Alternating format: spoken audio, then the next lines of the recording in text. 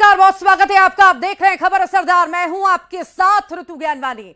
America के पूर्व राष्ट्रपति डोनाल्ड ट्रंप एक जानलेवा हमले में बाल बाल बचे हैं। एक रैली के दौरान हमलावर ने उनको निशाना बनाते हुए गोली चलाई जो उनके कान को छूते हुए निकल गई। गोली लगने के बाद वो वहीं गिर गए। सारी की सारी सुरक्षा धरी की धरी रह गई। ये रिपोर्ट देखिए। Take a look at what happened.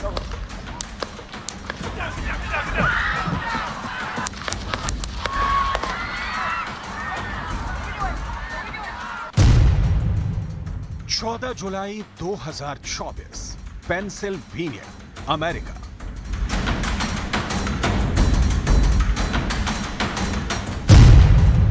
America के इतिहास में दर्ज हुई एक और तारीख।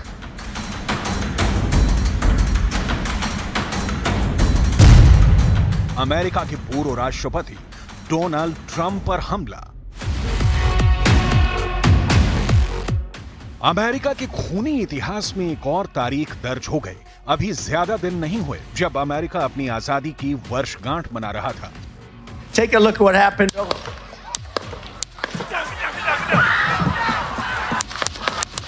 महज 10 दिन बीते थे और पेंसिल्वेनिया में ऐसा हमला हुआ कि पूरा का पूरा अमेरिका थर्रा गया। Take a look at what happened.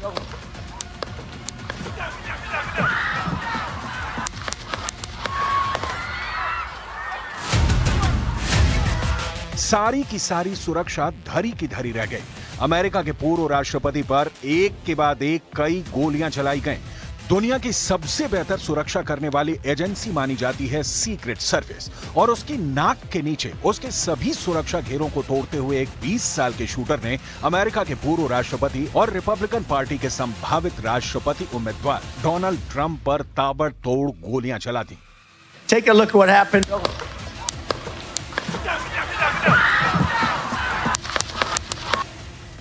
Secret service के स्नाइपर अपनी गन लेकर सुरक्षा करते रह गए और अमेरिका के इतिहास में एक और खूनी तारीख दर्ज हो गई। डोनाल्ड ट्रंप 2007 से 2012 तक अमेरिका के राष्ट्रपति रहे हैं और वो इस बार भी राष्ट्रपति पद के लिए चुनावी रैलियां कर रहे हैं। अपने चुनावी अभियान में वो पेंसिल्वेनिया राज्य के बटलर नाम की जगह पहुंचे थे, जहां वो एक रैली को संबोधित कर रहे थे।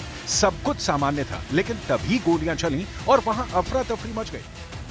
ट्रंप को गोली लगी, वो वहीं गिर गए। सीक्रेट सर्विस के एजेंट ने उनके आसपास सुरक्षा घेरा बना लिया, लेकिन गोलियां चलती रहीं। Take a look at what happened.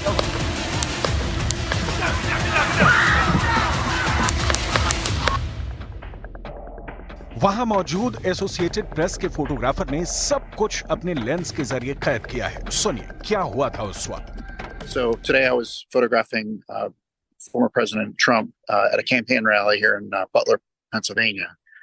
I was right in front of the stage, directly in front of the stage. It was a normal rally.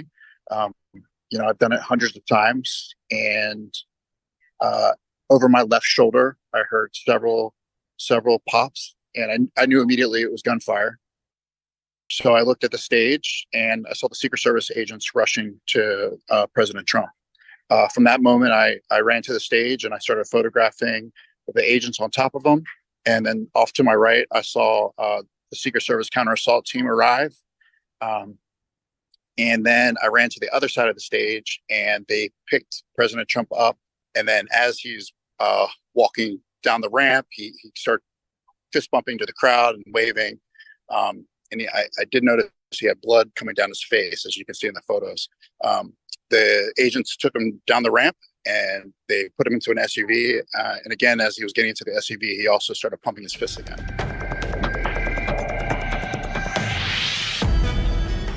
हमलावर को मार गिराया गया, लेकिन उससे पहले हुई फायरिंग में रैली में मौजूद एक आदमी की मौत हो गई। 2 लोग जख्मी हो गए। हालांकि पूर्व राष्ट्रपति ट्रंप के दाहिने कान पर गोली लगी थी। वो जख्मी हुए थे, लेकिन वो बाल बाल बच गए। उन्हें तुरंत अस्पताल ले जाया गया, जहां इलाज के बाद उन्हें डिस्चार्ज कर दिया गया। लेकिन इस मामले की जांच को FBI ने टेक ओवर कर लिया है और कहा है कि यह हत्या का प्रयास है। अमेरिका के पूर्व राष्ट्रपति को जान से मारने की कोशिश की गई है। अमेरिकी राष्ट्रपति चुनाव में संभावित उम्मीदवार को जान से मारने की कोशिश की गई है। What we're calling an assassination attempt against our former president, Donald Trump. It's still an active crime scene. As I mentioned, we have a number of agents on scene. We also are working closely with other federal agencies, our state partners, and our local police partners as well. America में हुई यह घटना पिछले 2 दशकों में सबसे बड़ी घटना है। पूर्व राष्ट्रपति को पूरी सुरक्षा के बीच जान से मारने की कोशिश हुई है। लगातार तीसरी बार प्रधानमंत्री बने नरेंद्र मोदी ने अपने नाम एक और बड़ा रिकॉर्ड दर्ज किया। PM Modi social media platform x पर सबसे ज्यादा फॉलो किए जाने वाले नेता बन गए हैं। एक्स पर उनके फॉलोअर्स की संख्या 100 मिलियन पार हो चुकी है।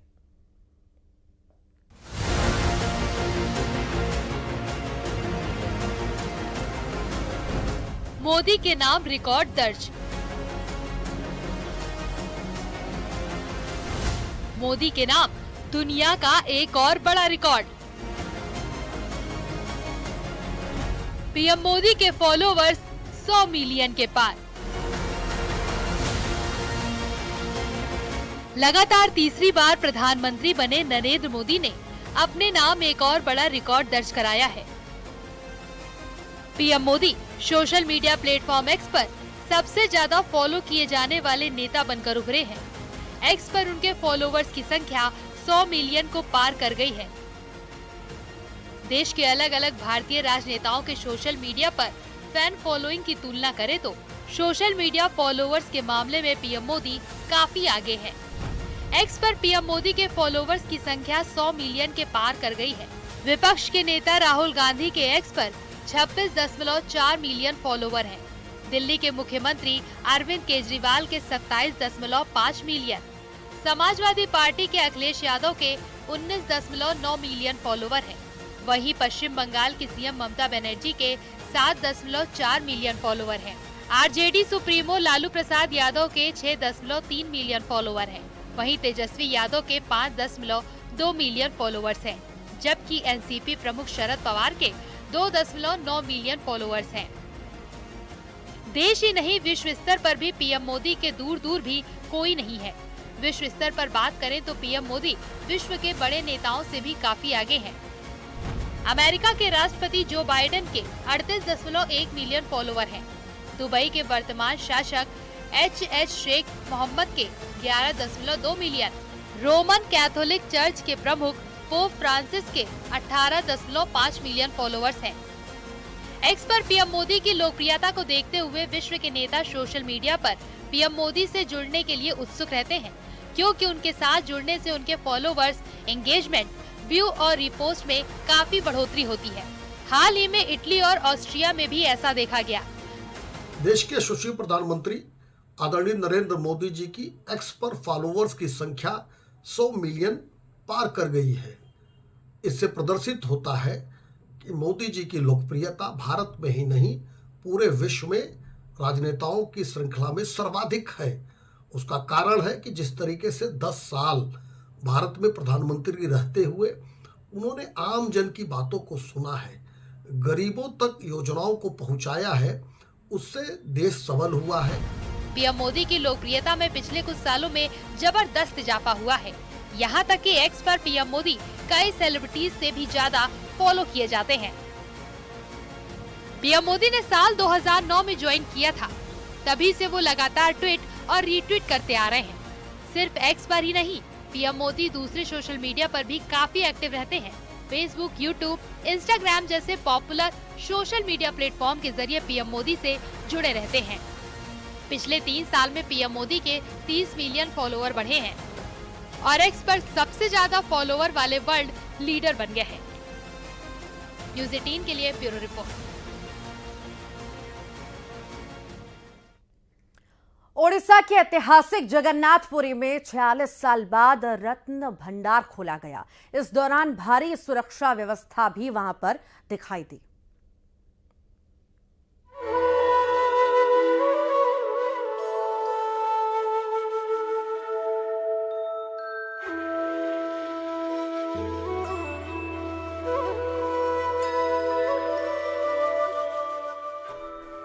पुरी का जगन्नाथ मंदिर आस्था के प्रमुख केंद्रों में से एक है। 12वीं शताब्दी में जगन्नाथ मंदिर का निर्माण हुआ था। पिछले 46 सालों से मंदिर का रत्न भंडार नहीं खुला था, जिसे अब खोला गया है। कहा जाता है कि इसी रत्न भंडार में जगन्नाथ मंदिर के तीनों देवताओं जगन्नाथ, बलभद्र और सुभद्रा के गहने रखे गए हैं। ऐसी मान्यता है कि कई राजाओं और भक्तों ने भगवान को आभूषण चढ़ाए थे। उन सभी को रत्न भंडार में रखा जाता है। रत्न भंडार में मौजूद जेवरात की कीमत बेशकीमती बताई जाती है। अधिकारियों ने बताया कि आभूषणों, मूल्यवान वस्तुओं की सूची बनाने और भंडार गृह की मरम्मत करने के लिए रत्न भंडार को खोला गया है। खजाना खोलने से पहले प्रशासन ने लकड़ी के 6 भारी संदूक मंगाए।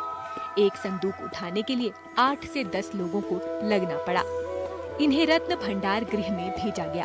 रत्न भंडार को खोलते समय 11 लोग मौजूद थे, जिसमें उड़ीसा हाईकोर्ट के पूर्व न्यायाधीश, श्री जगन्नाथ मंदिर प्रशासन के मुख्य प्रशासक, भारतीय पुरातत्व सर्वेक्षण के अधीक्षक भी शामिल थे। इस दौरान मंदिर के बाहर हाई लेवल की सिक्योरिटी भी थी। मंदिर प्रबंधन समिति ने बताया कि इससे पहले रत्न भंडार साल 1905, 1926 और 1978 में खोला गया था और बेशकीमती चीजों की लिस्ट बनाई गई थी। साल 1978 के बाद से मंदिर के पास कितनी संपत्ति आई है, इसका मूल्यांकन नहीं किया गया है। हाल ही में हुए विधानसभा और लोकसभा चुनाव में रत्न भंडार का भी मुद्दा उठा था। बीजेपी ने वादा किया था कि ओडिशा में सरकार बनती है तो खजाना खोला जाएगा। Bureau report, news 18।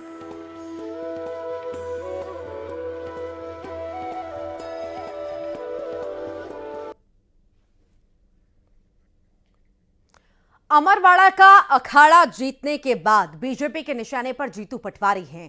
कांग्रेस प्रदेश अध्यक्ष जीतू पटवारी के नेतृत्व पर बीजेपी सवाल खड़े कर रही है। कार्यकारिणी बनाने में हो रही देरी पर बीजेपी ने तंज कसा, तो इधर कांग्रेस अमरवाड़ा में हुई जीत के अंतर को अपनी जीत बता रही है, ये भी कि जल्द ही नई टीम मैदान में होगी।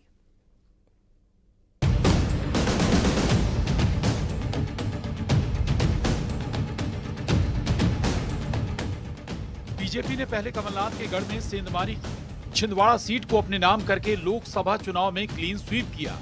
29 सीट बीजेपी के खाते में गईं। अमरवाड़ा सीट पर हुए उपचुनाव में कई दिग्गजों की साख दांव पर लगी थी। यहां भी बाजी कमल ने ही मारी। प्रदेश में कांग्रेस की ये 30वीं हार। इस हार के बाद बीजेपी को मौका मिल गया। बीजेपी के निशाने पर कांग्रेस प्रदेश अध्यक्ष जीतू पटवारी का नेतृत्व। हार पर बीजेपी का तंज कि जीतू पटवारी को ना तो 29 सीट पर उम्मीदवार मिले, ना ही पार्टी के पास कार्यकर्ता बचे।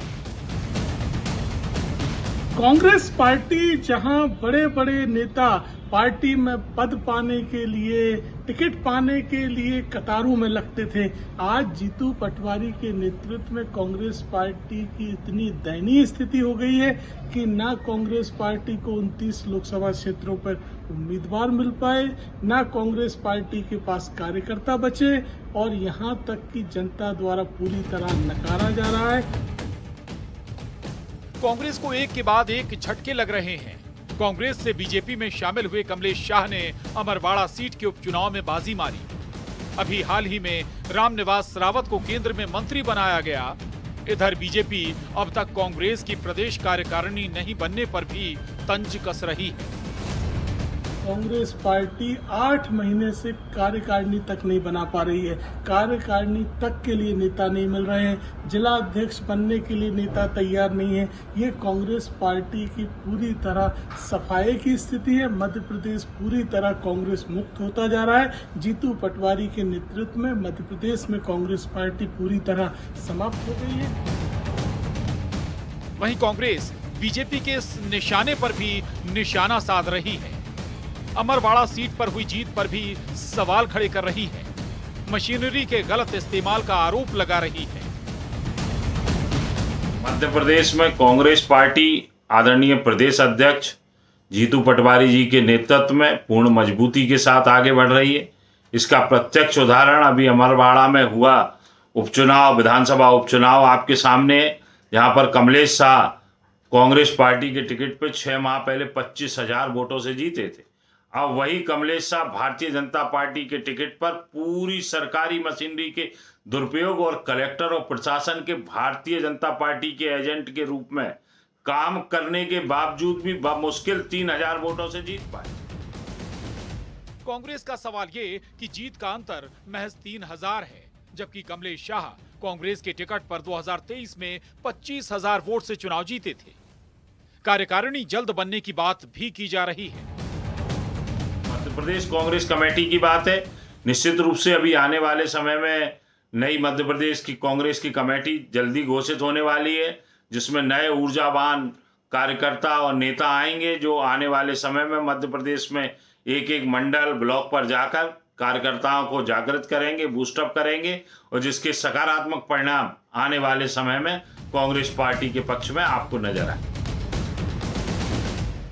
लोकसभा चुनाव या फिर लोकसभा चुनाव के बाद उपचुनाव की जंग, कांग्रेस ने देश में 10 साल बाद अच्छा प्रदर्शन किया, लेकिन प्रदेश में कांग्रेस कमाल नहीं कर पाई। आखिर क्यों हर मोर्चे पर कांग्रेस को शिकस्त मिल रही है? इन सब के बीच बीजेपी के मजबूत संगठन से लड़ना कांग्रेस के लिए एक बड़ी चुनौती है। भोपाल में वासु चौरे के साथ bureau report, news 18, Madhya Pradesh, Chhattisgarh. Indore ने एक बार फिर से रिकॉर्ड बनाया है। एक दिन में 11 लाख पौधे रोपकर वर्ल्ड रिकॉर्ड बना दिया। क्लीन सिटी इंदौर अब ग्रीन सिटी बनने के अभियान में जुट चुकी है। पीएम मोदी ने पत्र लिखकर अभियान की तारीफ की है। गृह मंत्री अमित शाह अभियान में शामिल होने के लिए खुद इंदौर पहुंचे और इसी दौरान गृह मंत्री ने इंदौर और सीएम मोहन यादव की खूब तारीफ की।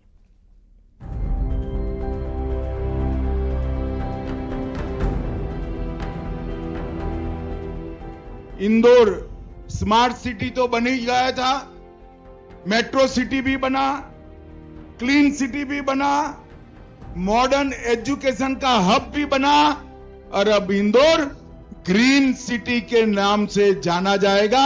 इसका हम सबको आनंद। इंदौर पर गृह मंत्री अमित शाह का यह भरोसा यूं ही नहीं है। जरा ये तस्वीरें देखिए, खुशी से झूमता इंदौर। कैलाश विजयवर्गीय भी खुद को जश्न मनाने से रोक नहीं पाए। इंदौर ने इतनी बड़ी उपलब्धि हासिल की है।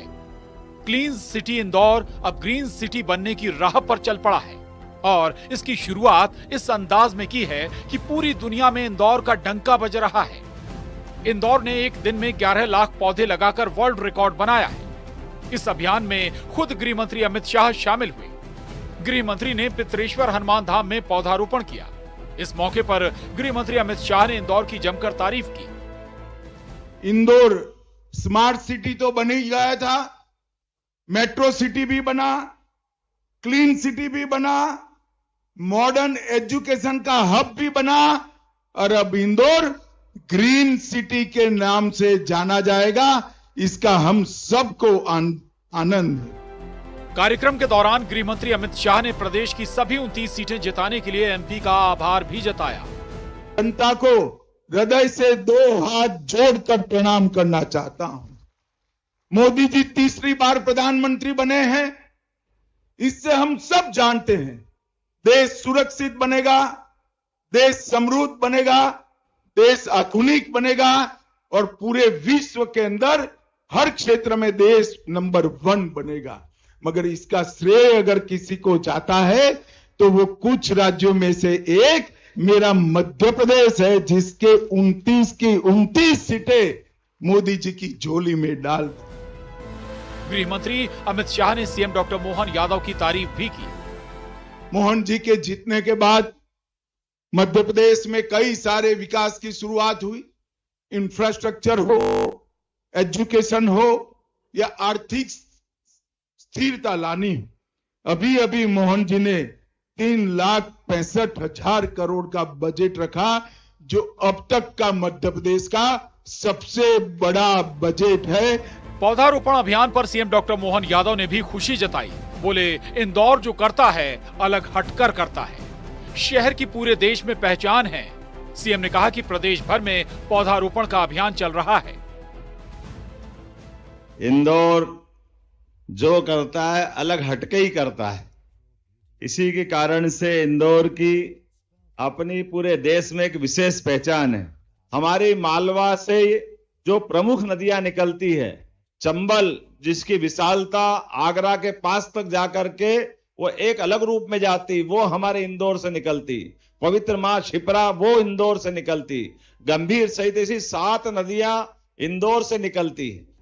ऐसे में इंदौर में नगर निगम और राज्य शासन के द्वारा जो हमने लगभग 5.5 करोड़ पेड़ लगाने का यशस्वी प्रधानमंत्री ने जो स्वप्न देखा है, एक पेड़ मां के नाम, तो अब एक अभियान चल गया पूरे प्रदेश के अंदर। गृह मंत्री अमित शाह प्रधानमंत्री कॉलेज ऑफ एक्सीलेंस के शुभारंभ कार्यक्रम में भी शामिल हुए। इस दौरान गृह मंत्री ने छात्रों को शुभकामनाएं दी।